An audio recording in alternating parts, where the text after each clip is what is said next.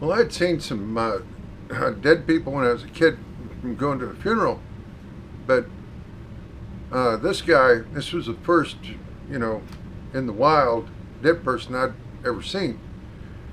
So it kind of shocked me at first. I was interested, but I was a little queasy about it. Just didn't really want to look at it.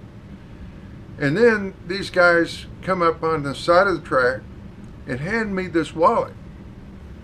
And I said, "What's that?" And he says, "Well, this is a souvenir from the guy you killed." I said, "I killed him?" He says, "Yeah, man." He says, "You saved a bunch of guys. Your fire was right on. These guys were setting up a machine gun over there, and you just blasted the shit out of them. There's 4 or 5 of them over there." "Oh, okay. Well, I'm a big old bad paratrooper, and I started feeling kind of, I don't know, odd about it. Somehow or other, it just really sank home. The reality of this whole war just really jumped on me right there. We're killing people. Wow. And life and death is on the line here. It just, I don't know why it just suddenly occurred to me. The reality of it all, I guess.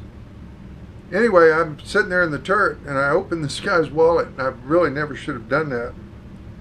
And there were these photographs. This was a pretty good, thick little wallet, Had a bunch of stuff in there. It was a communist ID. I wish I'd kept it. I really do, but we had to turn it over to intelligence. And letters, some little pieces of paper with the Vietnamese writing on it.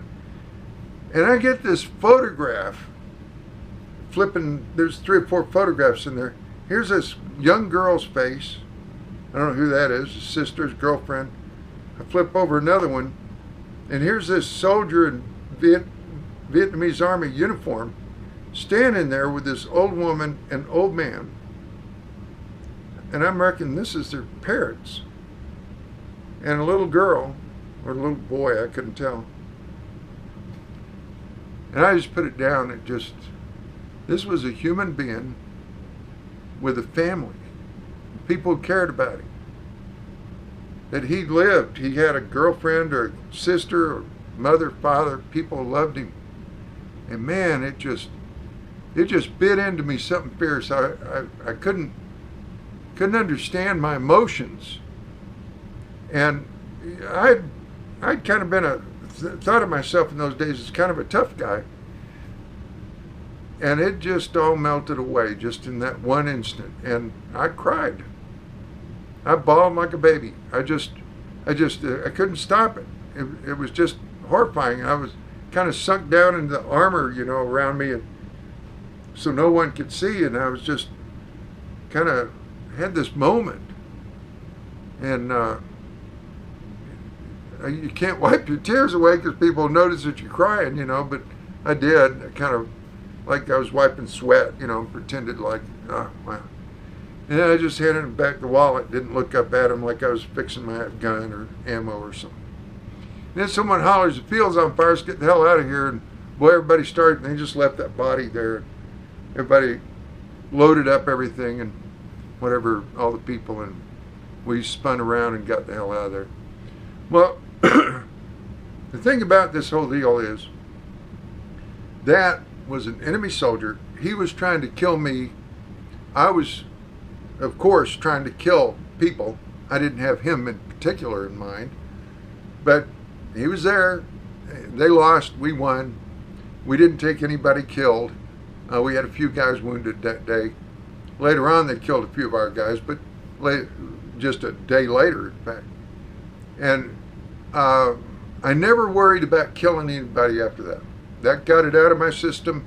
I was a soldier. I was a veteran now, and I killed a whole shitload of people later. And from then on, that was in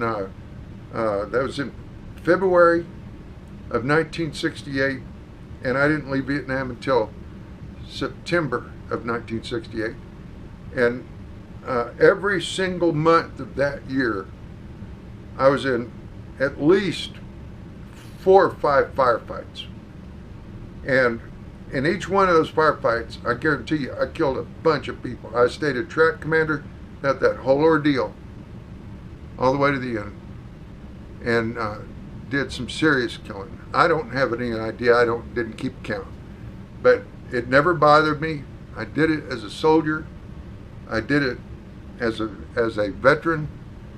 I did it to protect my friends, protect myself, and they would have, if I had done the job I did, those guys would have killed us.